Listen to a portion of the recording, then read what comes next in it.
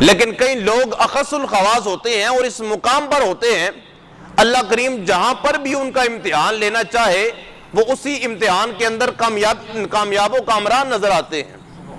جب یہ آواز غیب حیاتی سے سنی تو اسی وقت کیا کرتے ہیں؟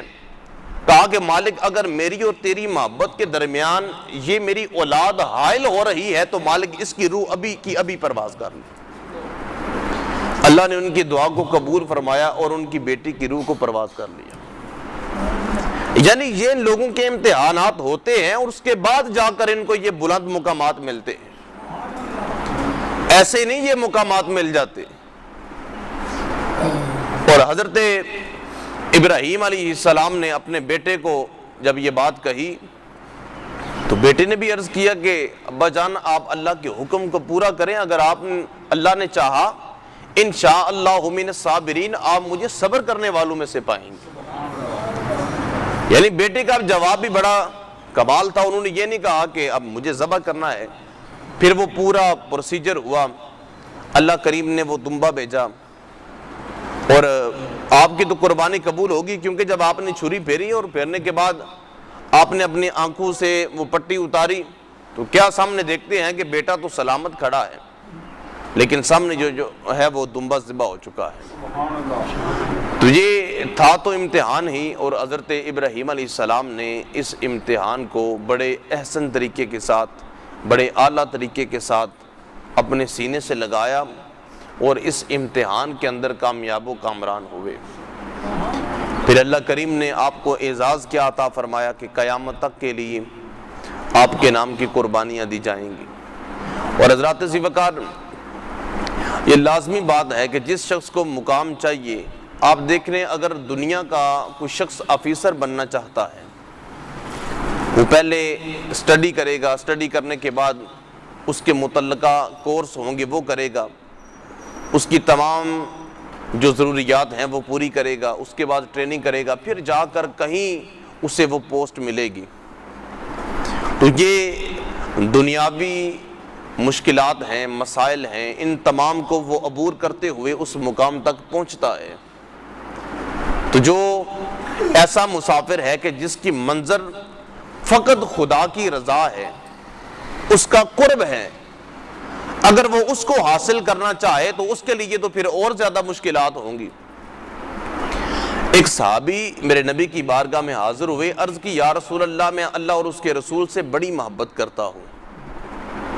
جب یہ آپ نے بات کی تو حضرت آقا کریم علیہ الصلوۃ والسلام نے ارشاد فرمایا کہ کیا کہہ رہے ہو، پھر سوچو۔ عرض کی یا رسول اللہ میں اللہ اور اس کے رسول سے محبت کرتا ہوں۔ حضور نے یہ بات 3 دفعہ دہرائی کہ تم کیا کہہ رہے ہو؟ کہا یا رسول اللہ میں اللہ اور اس کے رسول سے محبت کرتا ہوں۔ حضور نے فرمایا اگر تم اللہ اور اس کے رسول سے محبت کرتے ہو پھر تیار ہو جاؤ، بھوک جو ہے وہ تمہارے گھر کی طرف دوڑ چکی ہے، یعنی پھر تمہارے گھر کے اندر غربت دوڑ چکی ہے۔ اب غربت آ جائے تو دیکھیں نا، جن لوگوں نے مشکلات کو برداشت کیا، اللہ کریم کے ہاں ان لوگوں کا بڑا مقام ہے۔ ایک ایسا وقت بھی سروئے زمین پر آیا کہ ایک بادشاہ تھا، اس نے دیکھا 3 لوگ ہیں اور اللہ کی بڑی عبادت کرتے ہیں۔ اس نے ان تینوں کو جمع کیا اور کہا کہ یہ عبادت چھوڑ دو، خدا کی وحدانیت کا انکار کر دو۔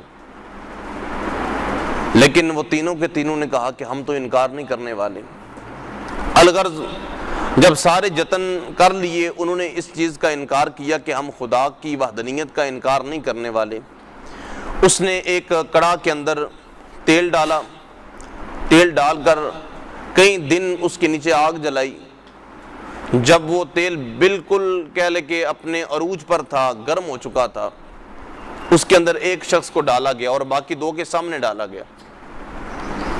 وہ کہہ لے کہ پل بھر کے اندر ہی اس کا جو جسم ہے وہ الگ ہو گیا، ہڈیاں الگ ہو گئی۔ اب کہا کہ تم دونوں سوچ لو۔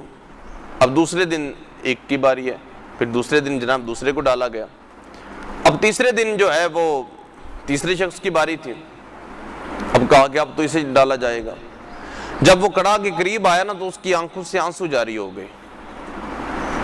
جب آنکھوں سے آنسو جاری ہوئے تو بادشاہ نے کہا لگتا ہے اس کا ارادہ تبدیل ہو چکا ہے۔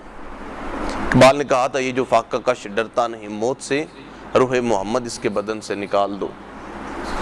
بادشاہ نے کہا کہ شاید اس کا کوئی ارادہ بدل چکا ہے۔ بادشاہ نے اپنا قاصد بھیجا، پیغام بھیجا، کہا کہ بتاؤ کیا وجہ ہے۔ اس نے کہا سوچ یہ رہا ہوں، ایک جان ہے جو اس کے نام پر قربان ہو رہی ہے، کاش 1000 جانیں ہوتی اسی کے نام پر قربان کر دیتا۔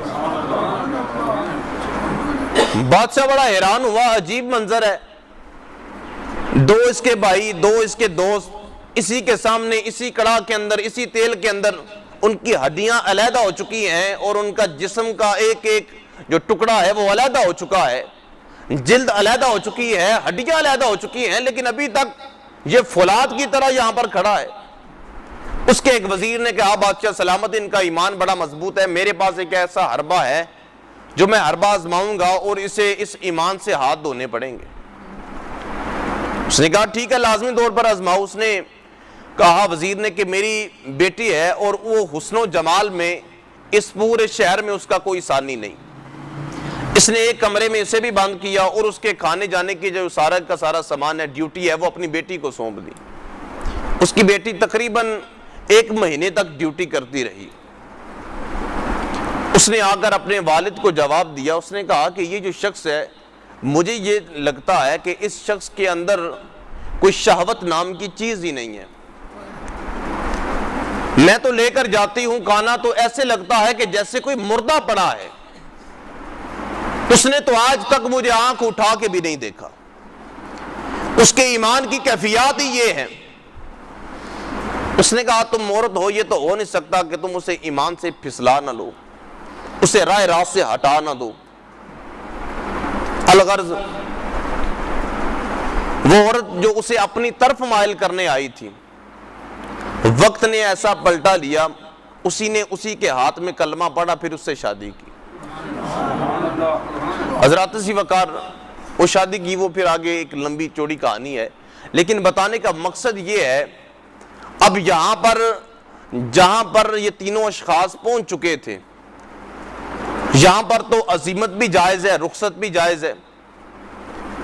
اور رخصت اس کو کہتے ہیں کہ اب آپ کی کن پٹی پہ کسی نے رکھی ہے بندوق، وہ کہہ رہا ہے کہ کلمہ چھوڑ دو ورنہ میں تمہیں قتل کر دوں گا۔ آپ کے دل کے اندر تو کلمہ موجود ہے، آپ نے کہا کہ میں غیر مسلم نہیں ہو سکتا، میں مسلمان یہ عہدہ نہیں چھوڑ سکتا، لیکن جان بچانے کے لیے اسلام نے اور شریعت نے یہ رخصت دی ہے کہ آپ اس وقت کیا کہہ سکتے ہیں؟ آپ کہہ سکتے ہیں ٹھیک ہے میں کلمہ چھوڑتا ہوں، میں اسلام چھوڑتا ہوں۔ یہ رخصت دی ہے اسلام نے، آپ کے دل کے اندر ایمان موجود ہے اور اس کے باوجود اگر وہ مار دیتا ہے آپ کو تو آپ مسلمان ہی مریں گے۔ لیکن عظیمت یہ ہے کہ چاہے اس نے آپ کی سارے کے سارے جسم کو چھلی کر دیا ہے، لیکن آپ پھر بھی امام علی مقام کے نقش قدم پر چلتے ہوئے اسلام کے جھنڈے کو بلند رکھتے ہیں۔ عظیمت یہ ہے۔ اس لیے ہمارے اسلاف نے، ہمارے علماء نے، مشائخ اعظام نے مکمل طور پر حضرت امام علی مقام کے اور حضرت ابراہیم علیہ السلام کے اسوہ حسنہ پر عمل کیا ہے۔ اگر آپ فقط ہندوستان کی تاریخ کو پڑھیں نا تو آپ حیران رہ جائیں کہ حضرت فضل حق خیر آبادی رحمۃ اللہ تعالی علیہ، آپ نے انگریز کے خلاف اس وقت فتویٰ دیا تھا، اور فتویٰ دینے کے بعد انگریز نے آپ کو قید کر دیا، آپ کو گندا پانی پلایا جاتا، آپ کے جسم پر زخم ہو چکے تھے کیونکہ آپ اس وقت شوگر کے مریض تھے، اذیتیں دیتے رہتے۔ انگریز نے آ کر کہا تم صرف یہ کہہ دو کہ یہ جو فتویٰ ہے یہ تو میرا ہے لیکن نیچے سگنیچر میرے نہیں ہیں۔ تو آپ کا جواب ایک ہی تھا، آپ نے فرمایا کہ یہ اوپر فتویٰ بھی میرا ہے اور سگنیچر بھی میرے ہیں، یعنی آپ اپنے موقف سے پیچھے ہٹے نہیں، اور اسی دوران ہی آپ کا وصال ہو گیا، آپ شہید ہو گئے۔ آپ دیکھیں تاریخ بھری پڑی ہے، امام اعظم ابو حنیفہ رحمۃ اللہ تعالی علیہ آج امت کا 80% حصہ امام اعظم ابو حنیفہ رحمۃ اللہ تعالی علیہ کا مقلد ہے، جو دین آپ نے پیش کیا اسی کے مطابق عمل کر رہا ہے۔ آپ کا جنازہ جیل کی کوٹڑی سے اٹھا ہے۔ امام مالک کو دیکھیں، امام احمد بن حنبل رحمۃ اللہ تعالی علیہ کو دیکھیں، وقت کا امام ہے اور ہر روز 80 کوڑے لگائے جا رہے ہیں، لیکن اپنے موقف سے پیچھے نہیں ہٹ رہے۔ حضرات ذی وقار مقامات ایسے نہیں ملتے۔ ایک شخص اپنے مرشد کامل کے پاس گیا، اس نے کہا جناب میں اسم اعظم لینا چاہتا ہوں، آپ مجھے اسم اعظم دیں۔ آپ نے کہا آپ فلاں مقام پر چلے جاؤ، سنسان آبادی ہے، وہاں پر کوئی آبادی نہیں ہے، جنگل ہے، ویرانی ہے، وہاں پر ایک شخص تمہیں ملے گا۔ پہلے اسے پریکٹس کروائی نا، 1-2 مہینہ انہیں بھیجا کہیں پر، کہا کہ جا کر یہ ورد و وظائف کرو۔ جب وہ کرنے کے بعد واپس آیا نا، تو اس کے اندر ابھی وہ کہہ لیں کہ انا اور انا پرستی موجود تھی، اور وہ کسی بھی لحاظ سے اس سے پیچھے ہٹنے کو تیار نہیں تھا۔ کہہ لیں کہ اس کے جسم کے ساتھ یا کپڑوں کے ساتھ کسی کا ہاتھ بھی ٹچ ہوتا تو وہ فوراً اسے برا بھلا کہنا شروع کر دیتا۔ تو آپ نے فرمایا کہ فلاں مقام پر چلے جاؤ اور وہاں پر ایک شخص ملے گا، اس سے پانی طلب کرنا۔ جب وہ تمہیں پانی پلائے گا، پانی پلانے کے بعد تم نے اسے مارنا شروع کر دینا کہ پانی صحیح نہیں ہے۔ اس نے کہا ٹھیک ہے، ان کی بات پر عمل کیا۔ وہ شخص وہاں پر پہنچا، ایک شخص بیٹھا تھا، اس سے پانی طلب کیا۔ اس نے مٹکے سے پانی نکالا، پیالہ پیش کیا، اس نے ایک گھونٹ پڑی اور جو پیالہ ہے وہ اس کے منہ پر مارا، پیالہ بھی ٹوٹ گیا، اسے مارنا شروع کر دیا۔ جب تسلی کر کے بیٹھا نا، تو جس کو مارا تھا وہ شخص مرہم لے کر آ گیا۔ اس نے کہا کہ یار تم مجھے مار رہے تھے، بتاؤ تمہیں تو کہیں نہیں لگی۔ یہ شخص بڑا حیران ہوا، واپس مرشد کامل کے پاس آیا، آ کر ساری سچویشن بتائی، سب کچھ بتایا۔ آپ نے فرمایا تم اسم اعظم لینا چاہتے تھے نا، جس شخص سے میں نے اسم اعظم لیا ہے آج تجھے اسی کے پاس بھیجا تھا۔